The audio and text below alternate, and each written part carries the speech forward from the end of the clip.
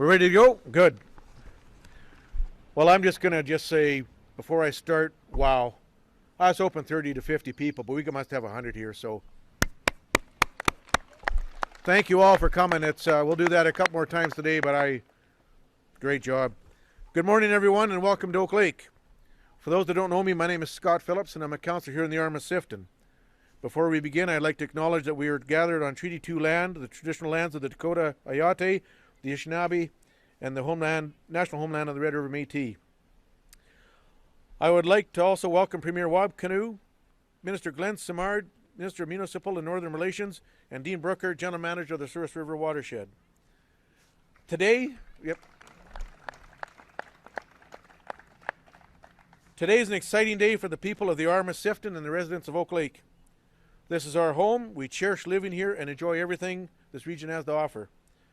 So to start things off, I'd like to invite to the podium the Premier of Manitoba, Wab Kinew. All right. Thanks so much. Well, thanks so much, Scott. Scott is a great friend to have here in southwestern Manitoba because among many things, he is the reason that I get to come to Oak Lake Beach every July pretty much. So thank you very much for that. Today, we're happy to announce that we're going to fund a $95,000 aeration project for Oak Lake.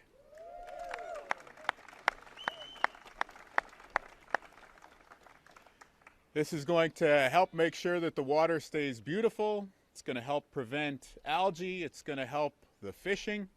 This is a tremendous investment for our provincial government to make on your behalf to ensure that Oak Lake stays pristine and wonderful for generations to come.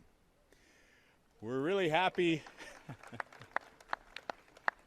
We're really happy as a government to be able to have the voices brought forward on your behalf and to advocate for this project.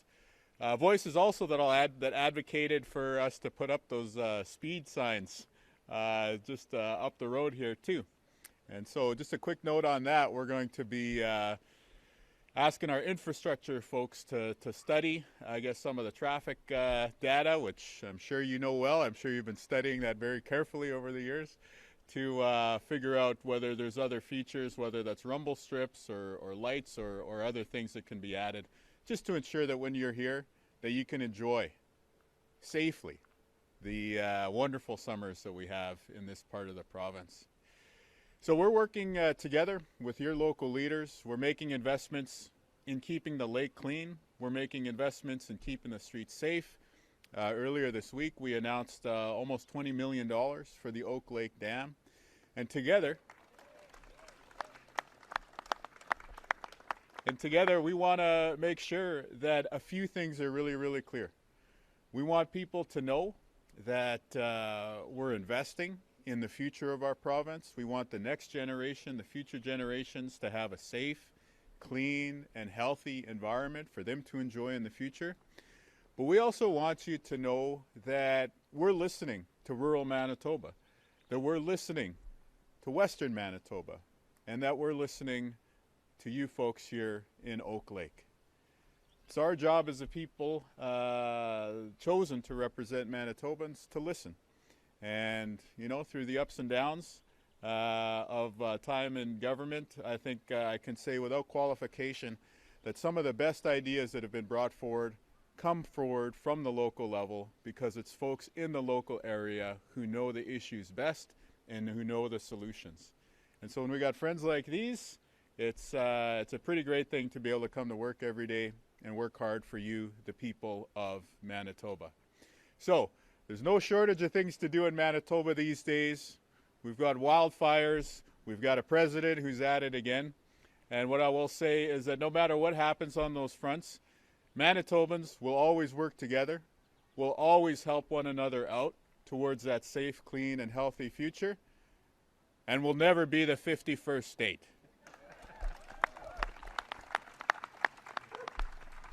All right. Thank you, Premier. Well said.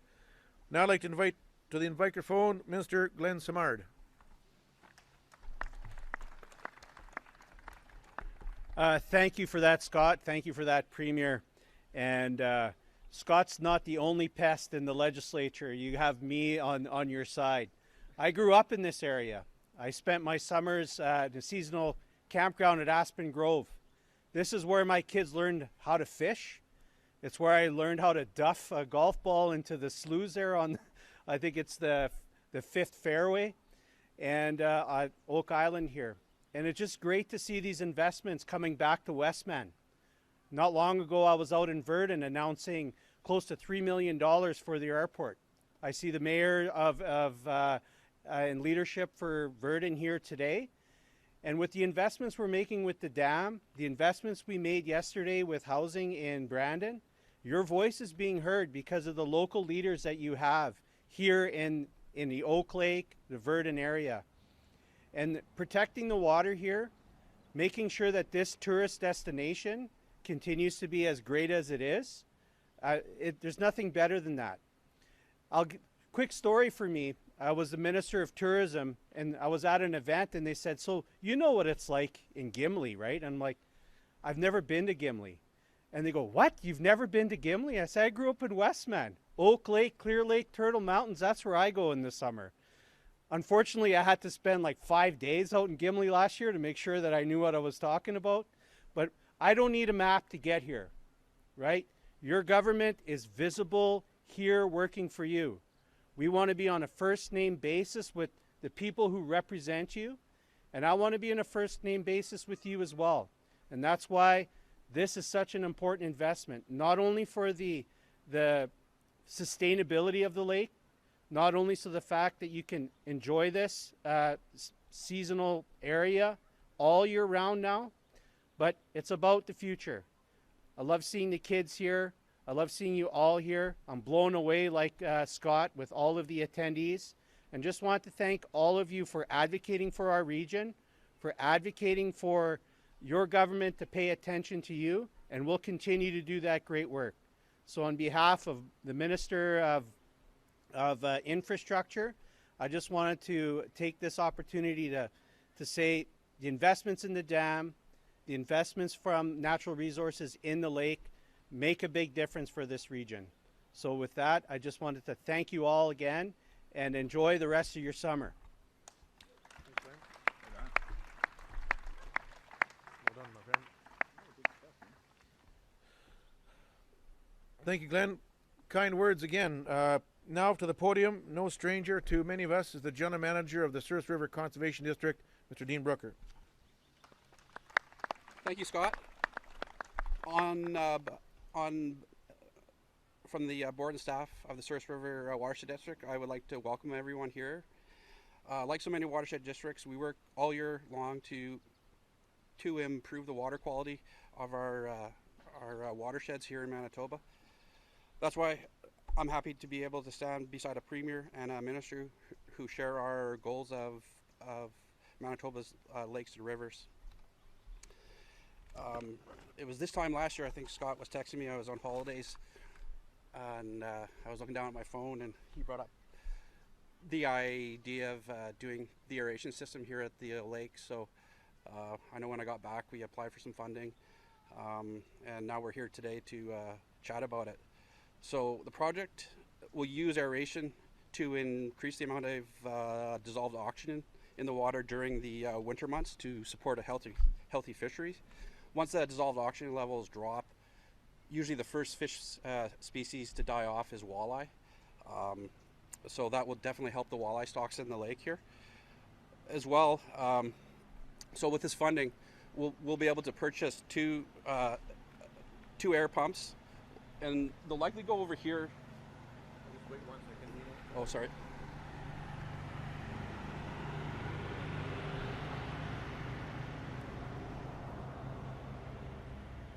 Okay, so with this funding, we'll be able to buy two 20 horsepower air pumps that will push air about 6,000 feet through poly pipe out into the lake.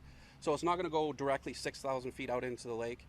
It'll go out approximately 3,000 feet, and then we'll set up a manifold. From that manifold, there'll be 10 lines, and on each line, it'll be in a semicircle. and then on each line there'll be the bubblers that'll release the air into the lake. And we hope to have this done by late summer or fall at the latest. So we'll just keep everybody updated on that. It's a big project, and this project is a big deal for the watershed. So, and anybody that lives here or comes here in the summer, we know sometimes the water quality is poor. So the aeration system will also help with the water quality. So that's another positive for the lake. So this is our home and we love it. We believe in conserving our lakes and streams because it benefits our communities in so many ways. Whether it's the economic benefits or social benefits, we will always continue to fight and to protect this lake. And we are grateful to the province and our municipal partners for who allow us to continue that fight. Thank you very much. Thank you, Dean. Hope everybody can hear me in the back. I'll try to get a little closer. Before we wrap up the formal part, I'd like to say a few words about this project. So you're going to have to bear with me for a couple of minutes because for those of you that know me know what this lake and this resort means to me. So, you know, normally when I speak on behalf of AMM, my speeches are all pre-written and prepared, and including when to pause, when to expect applause, and sometimes I don't even have to understand what I'm talking about. I just have to worry about that my tie is straight. But today's not a speech like that. This is Scott Phillips speaking. It's straight from the heart, and I know Oak Lake Beach. So here we go. First off, I'd like to thank, like I said, everyone in attendance for coming today for the funding announcement. This is big. This is big for the aquifer. This is big for everyone upstream, downstream, from Kinew to Souris. For the people that are on Plum Lakes, Plum Creek pipes, this is big. So it's just such a good day that you're all out here. I'd like to thank my good friend for a dozen or so years, Premier Wab Kinew, a very busy man, but has always time to answer my texts, who personally visited us last year on a Sunday to see the beach with his own eyes, drove with myself and Councillor Tim Croker down to the dam, and took time to chat with the Cottage Owners Association. Premier, I will never be able to thank you enough for your leadership, and more importantly, your friendship.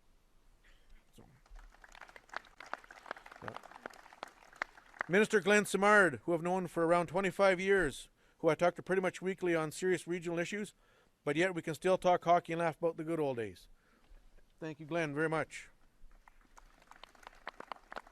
Also, there's others that aren't here in attendance because, as the Premier said, it is a busy time. Conservation Minister Ian Bushy and Deputy Minister Bruce Gray, who really listened to us on this project. Environment Minister Mike Moises and previous Environment Minister Tracy Schmidt, they always answered my calls and they always showed interest in Oak Lake. Infrastructure Lisa Naylor and the announcement of the Oak Lake Dam. Special shout out to Special Assistants Michael Kelly and Ray Berthley, who I talk to frequently and always deliver the message to where it's got to go. Everyone that I just mentioned saw and listened to us advocate on water quality and the benefits that this project will deliver. Also to Dean from the Watershed for helping me put this together and get it submitted. Thank you for your fine tuning and greatly appreciated. Dean, you're a true asset to the region. But also, and importantly, to the great ratepayers of the Arm of Sifton for believing in your council to get projects like this, the Oak Lake Dam, the spawning bed, and others.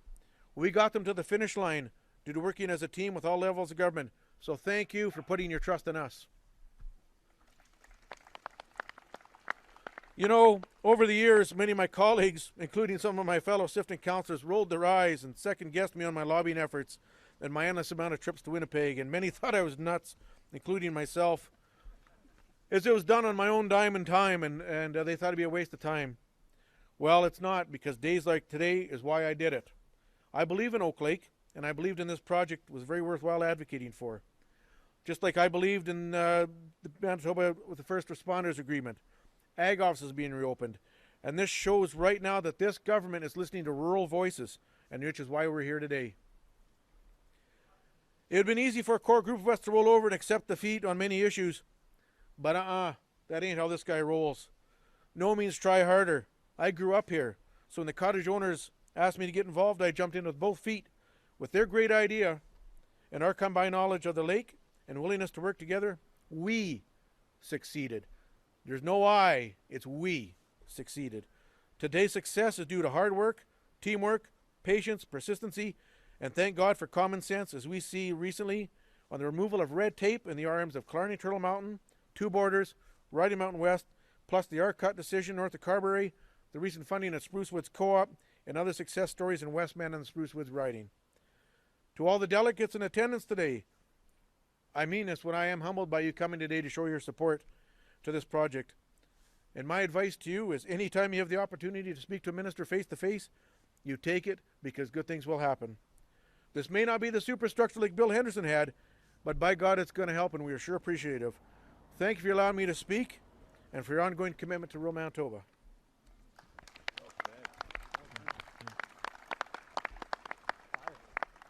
So that concludes the formal part. We are going to be open to some questions, and I believe Des is going to have the Real's open for anyone who wants to go for lunch. Bev Nichols is buying, so, and that's on record. So we're open to questions from the media, and I don't know if there's any online coming in, but go ahead, Connor.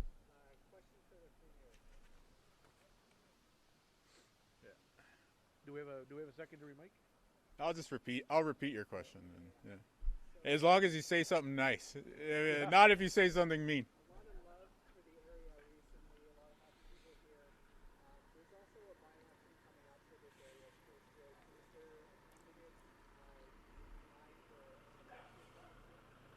Okay, the question is about a by-election in the area, which we're required to hold sometime before the end of September, I should say.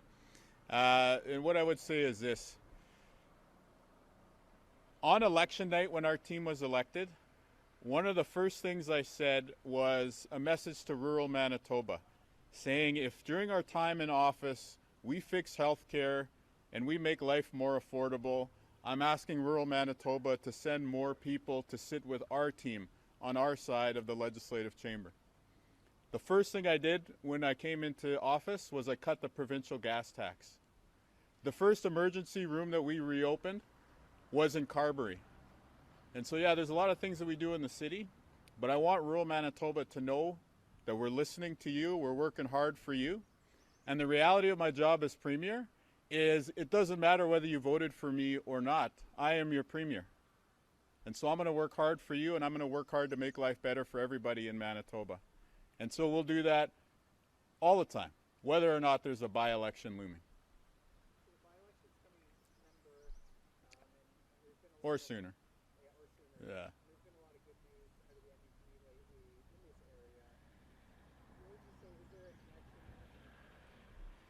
Well, I think I just explained the priority that I have. A lot of people throw up their hands and they say Western Canada seems to have a rural-urban divide. You look at all the 4 Western provinces, and cities vote NDP, rural votes blue. But I'm not content to accept that. I want our province to be one province. I want our province to be united. And I think it would be a shame if we just kind of throw up our hands and say that's the way things are. I think it's incumbent on people in government to listen to the concerns of people from all geographic regions and do their best to bring that to the table. So when the by-election comes, yes, we are going to bring a candidate forward from the area who we want you to send to the legislature, and I hope you do send somebody to sit at the decision-making table rather than to just chirp from the sidelines. But with that in mind, like I said earlier, we're going to be listening, we're going to be working for all Manitobans, whether or not there's a by-election going on. That's the job. Yeah.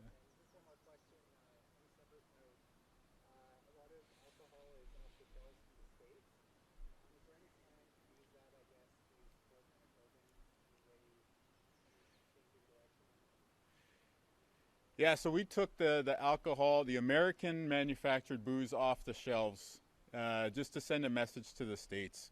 That removes $80 million from the American economy when we stop buying their booze. It was kind of a win-win because the Canadian stuff tastes way better anyways, right? And when you combine us moving alongside, you know, Ontario and Nova Scotia and all the provinces and territories who did that on the same day, in one day, we took billions of dollars out of the American economy to send the message that hold on, not so fast. You can't push us around. We're going to stick up for ourselves. We're going to stick up for this country that we love so much. And so I would say to the question about what's happening with this booze, which is sitting in MBLL warehouses right now, we've had a lot of good-natured Manitobans stepping up and offering to help us with that if, if there was a way to work on that. Thank you. All right, that's it for journalists. There's a couple other hands up. I guess we're here. We might as well. Yeah, for sure. Yep. Andrew. Rather than worrying about retaliatory steps, maybe sort of bat our neighbors south, what are you doing to help and work with the collaborative with other Western provinces to remove federal trade barriers to work on getting other people in provinces here to build our local economy and other provinces to do the same? Yeah, we passed two big bills during the most recent legislative session. The first was a Buy Canadian Act, which pretty common sense. You would think it would have already been in law, but it is the idea that when we spend your taxpayer dollars, that we're going to prioritize Canadian businesses, Canadian companies for that procurement, for those purchases, for that construction, even for the consulting and work like that. And then the second one was Bill 47, which was your question. It's about knocking down the internal trade barriers. So we passed that, and we've signed MOUs with other provinces like Ontario. We're working on others with BC. We already have the New West Partnership with BC, Alberta, and Saskatchewan. So Manitoba has historically been a leader on internal trade within Canada, and at this time we're going to continue playing that leadership role because geography is never going to change. We're always going to be close to the U.S. That's always going to be a really important market for us. But given what's happening with the relationship, if we can improve some of the economic activity within Canada, if we can find some new markets, particularly for ag products in Asia, if we can go to Europe and we can sell maybe energy, other goods that we create here in the province, we put all those pieces together, that's how we'll be able to protect your jobs, protect our economy, and protect our country.